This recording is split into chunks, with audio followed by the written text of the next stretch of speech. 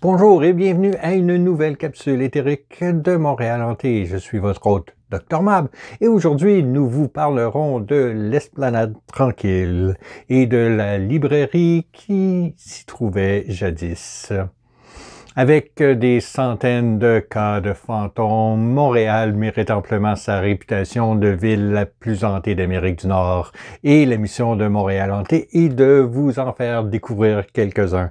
Je vous encourage à suivre les liens dans la description pour en savoir plus sur nos diverses activités, incluant une tournée des bars. Et maintenant, parlons fantômes.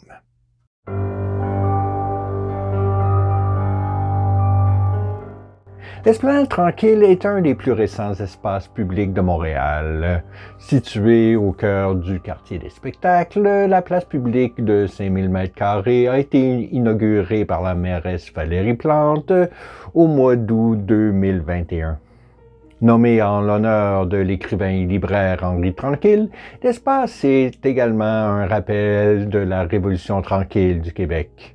L'hiver, elle offre une grande patinoire réfrigérée et pendant la saison plus chaude, les visiteurs peuvent profiter d'un mélange de mobilier urbain, d'espaces verts, ainsi qu'un pavillon et une aire de restauration.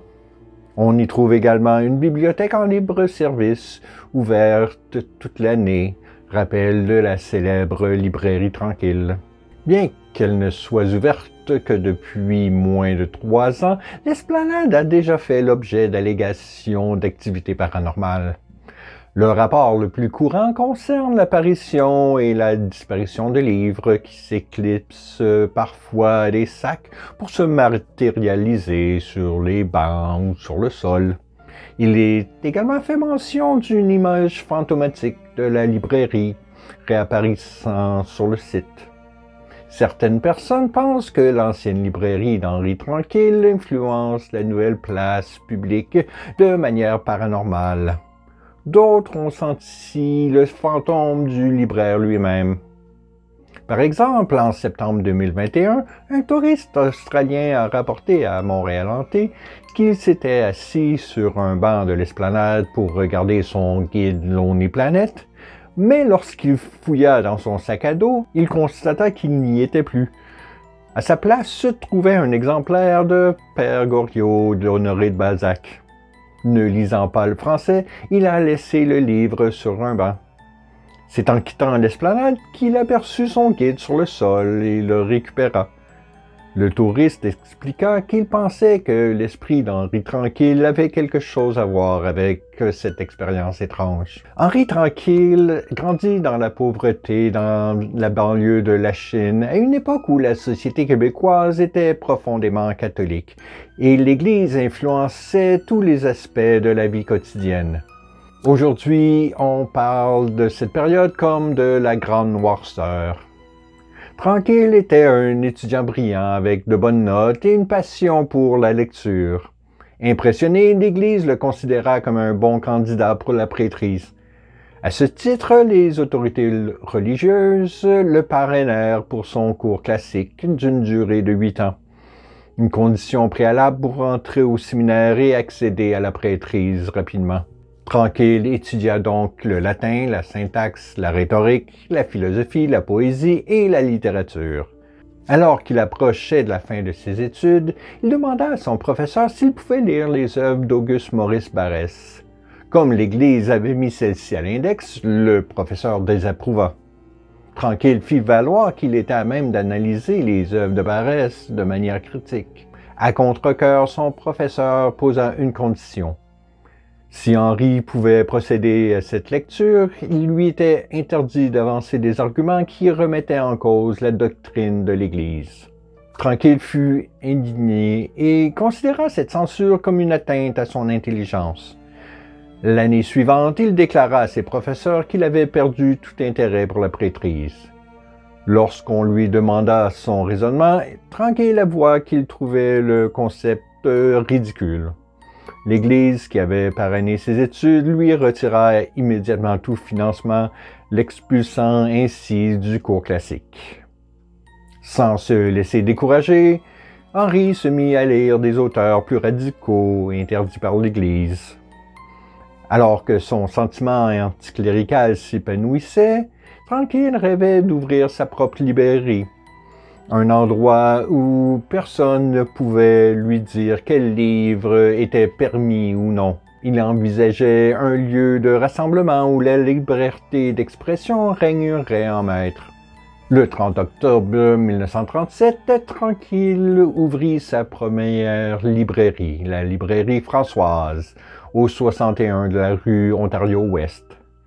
Il commence à fréquenter des artistes radicaux, des intellectuels, des bohémiens, tout en luttant financièrement pour maintenir sa librairie à flot.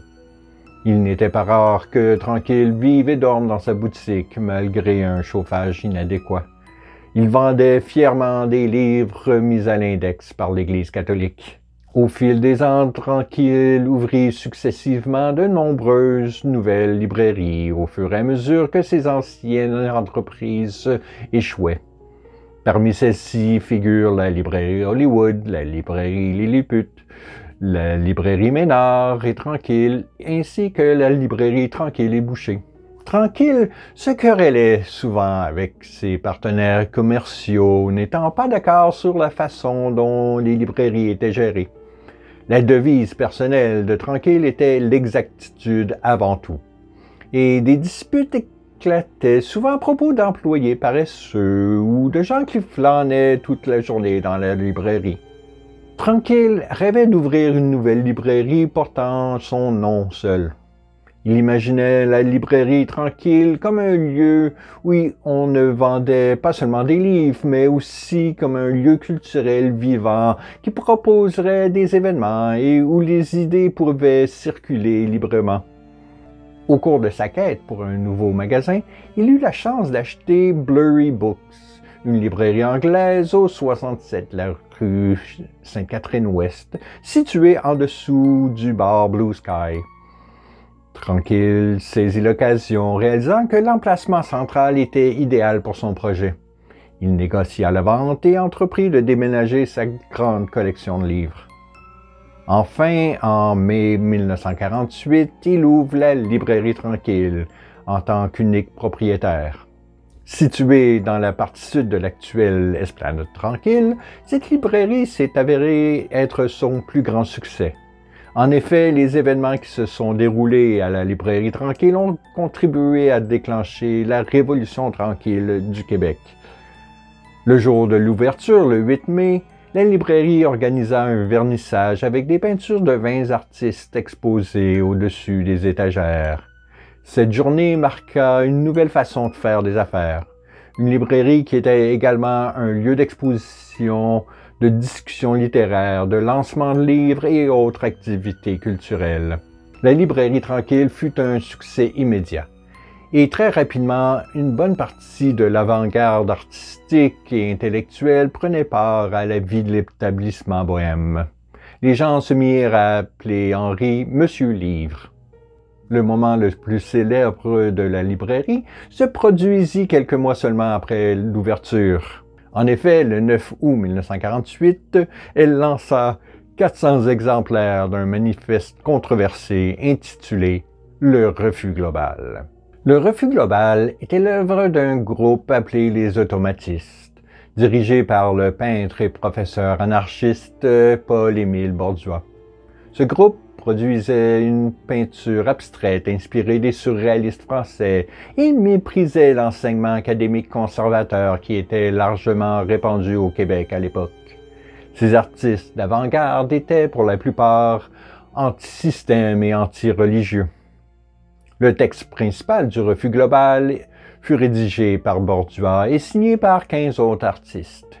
Il comprend des textes de Bruno Cormier, du poète Claude Gauvreau, des peintres Fernand Leduc et Françoise Sullivan. Le manifeste fut illustré par Marcel Barbeau, Paul-Émile Borduas, Marcel Ferron-Hamelin, Pierre Gauvreau, Jean-Paul Mousseau, Jean-Paul Riopel et Maurice Perron. Parmi les autres signataires, on retrouve Thérèse Renaud, Madeleine Arbour, Françoise Riopel, Muriel Guibault et Louise Renaud. Le manifeste prônait un fort besoin de libération, de préférence une anarchie resplendissante. Le refus global anticipait également l'avènement d'un nouvel espoir collectif. C'était une bombe culturelle qui explosa finalement dans la société profondément catholique du Québec de l'époque. Le refus global scandalisa les autorités, les personnalités religieuses et la presse. Ils condamnèrent et censurèrent de grandes parties du manifeste et attaquèrent avec venin les signataires. Bordua fut pointé du doigt et perdit son emploi de professeur à l'École de meubles de Montréal, poste qu'il occupait depuis plus de 10 ans. Traumatisé et inemployable à Montréal, il s'exila avec sa famille. À la suite de cette publication, beaucoup des artistes courageux qui avaient signé le manifeste souffrirent cruellement des attaques et de la mise en index. Des familles furent brisées et au moins une signataire, Muriel Guibault, se suicida et de nombreux artistes sombrèrent dans divers états de dépression et d'anxiété. Manon Barbeau, la fille d'un des signataires, a documenté cette situation tragique dans son documentaire « Les enfants du refus global », produit par l'ONF en 1998. La cinéaste est allée à la rencontre des enfants de Bordua, Mousseau et Riopelle. Tous et toutes, comme elle, ont souffert de graves conséquences dues à la déclaration révolutionnaire de leurs parents. Aucun d'entre eux n'en est sorti indemne. Quoi qu'il en soit, il est largement admis que le refus global a été un des éléments déclencheurs de la Révolution tranquille au Québec. Essentiellement, le gouvernement provincial a repris les secteurs de la santé et de l'éducation des mains de l'Église catholique et a nationalisé des ressources clés comme l'hydroélectricité. Cela marqua le début de l'ère moderne où le français devenait la langue prédominante. L'Église catholique fut largement écartée au profit d'une ère plus laïque, et le travail d'Henri Tranquille pour la liberté d'expression fut déterminant dans ces changements profonds de la société québécoise. Le 19 janvier 1973, l'émission Actualité 24 de Radio-Canada diffusa une entrevue d'Henri Tranquille dans sa librairie. Un peu plus d'un an plus tard, en mai 1974, Tranquille se trouva en grande difficulté financière et déménagea sa librairie au 4511 de la rue Saint-Denis. Malheureusement, ses anciens clients ne suivent pas et bientôt, la nouvelle boutique se retrouve souvent vide alors que les factures s'accumulent. Un an plus tard, il déménage une dernière fois, cette fois-ci sur Mont-Royal-Est. Encore une fois, il n'attire pas la clientèle requise pour maintenir la librairie à flot. 3 mois plus tard, il déclare faillite. La librairie Tranquille, naguère célèbre, fut reprise par une épicerie. Le propriétaire de l'épicerie a vendu le Trésor de Tranquille, composé de 7500 livres et de nombreux autres documents importants, au libraire René Léon, pour la modique somme de 150 $. C'est la fin d'une époque extraordinaire pour Henri Tranquille. Au cours des décennies suivantes, Tranquille poursuivra son œuvre sur la scène littéraire québécoise et remportera le prestigieux prix Fleury-Mesplet en 1996. Il fut nommé chevalier de l'Ordre national du Québec 3 ans plus tard. En 2005, le biographe Yves Gauthier publia Monsieur Livre, Henri Tranquille, aux éditions du Septentrion. Cette biographie fascinante contient des informations sur les 9 librairies d'Henri Tranquille, son style de vie bohème et ses réalisations culturelles. Henri Tranquille est décédé le 21 novembre de la même année à l'âge de 89 ans.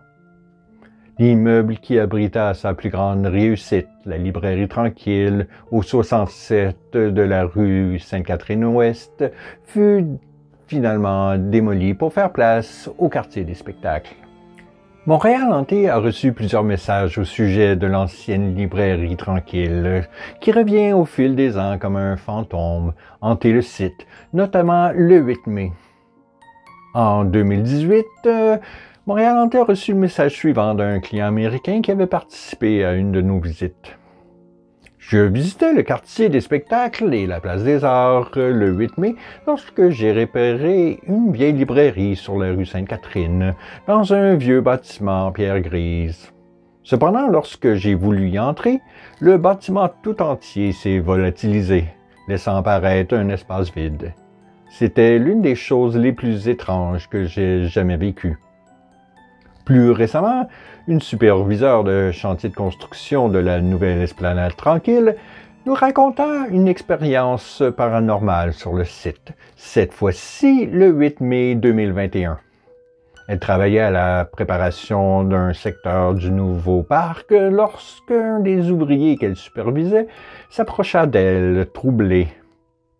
L'homme prétendit avoir vu une image fantomatique de l'ancienne librairie qui clignotait de temps en temps tout au long de la matinée.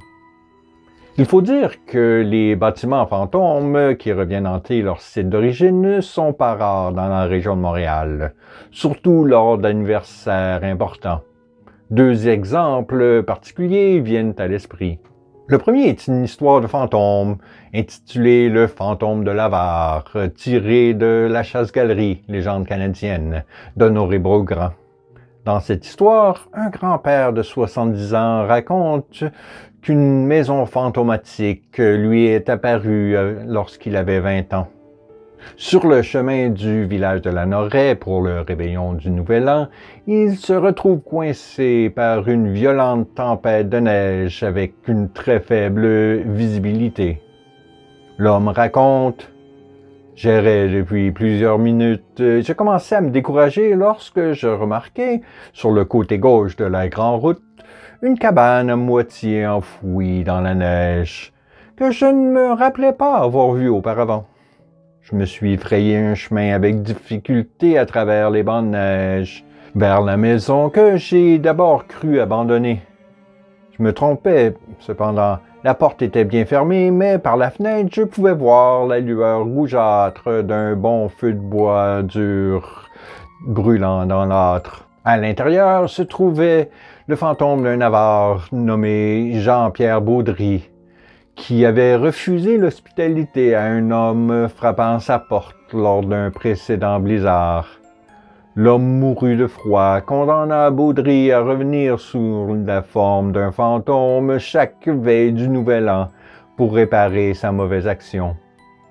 Le fantôme de Baudry expliqua: « Depuis 50 hivers, je suis venu, sur ordre de Dieu, passer la nuit du dernier jour de l'année ici, sans qu'un voyageur en détresse ne vienne jamais frapper à ma porte. Tu es finalement venu ce soir, et Dieu m'a pardonné. » Le conteur s'évanouit à ce moment-là et se réveilla dans son traîneau. La maison fantomatique disparut. Une deuxième légende de réapparition d'une maison fantôme vient de Denis Delaney, un habitant de Griffintown aujourd'hui décédé. Il était spécialiste de la localisation du fantôme de Mary Gallagher, décapitée, qui réapparaîtrait tous les 7 ans le jour anniversaire de son meurtre, le 27 juin 1879.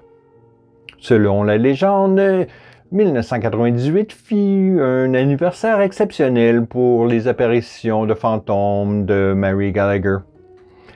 Delaney affirma qu'à cette occasion, à la lueur de la pleine lune, il leva les yeux et vit une maison apparaître à l'angle des rues William et Murray, l'endroit où le meurtre infâme avait été commis. Il raconta, dans la lumière jaune qui passait par la fenêtre de l'étage, « J'ai vu une silhouette qui se tenait là, et elle m'a demandé « Voulez-vous m'aider à chercher ma tête ?» J'ai dit oui, et ensuite elle m'a demandé de fermer les yeux, et je pouvais sentir quelque chose comme monter autour de moi. Quand j'ai ouvert les yeux, la maison avait disparu et la silhouette du fantôme était partie. Comme je l'indiquais, les bâtiments fantômes réapparaissent souvent lors d'anniversaires importants, et la librairie tranquille semble être un d'eux. En réapparaissant le 8 mai, jour de l'ouverture de la librairie en 1948, il est fort probable que le fantôme d'Henri Tranquille soit resté hanter son ancien établissement. La librairie bohème qui a contribué à déclencher la Révolution tranquille au Québec. Vous aurez sûrement remarqué que le 8 mai approche. Ce serait l'occasion idéale pour aller à l'Esplanade tranquille et peut-être apercevoir la fantomatique librairie. Peut-être que vous l'avez déjà vu ou que le fantôme d'Henri Tranquille a joué des tours avec vos livres. Si c'est le cas, faites-nous en part dans les commentaires. Je vous encourage également à aimer la vidéo, vous abonner et activer les notifications pour ne manquer aucune de nos capsules. D'ici notre prochain rendez-vous, je vous souhaite un bon 2 semaines et gardez l'œil ouvert, on ne sait pas quel fantôme rôde à Montréal.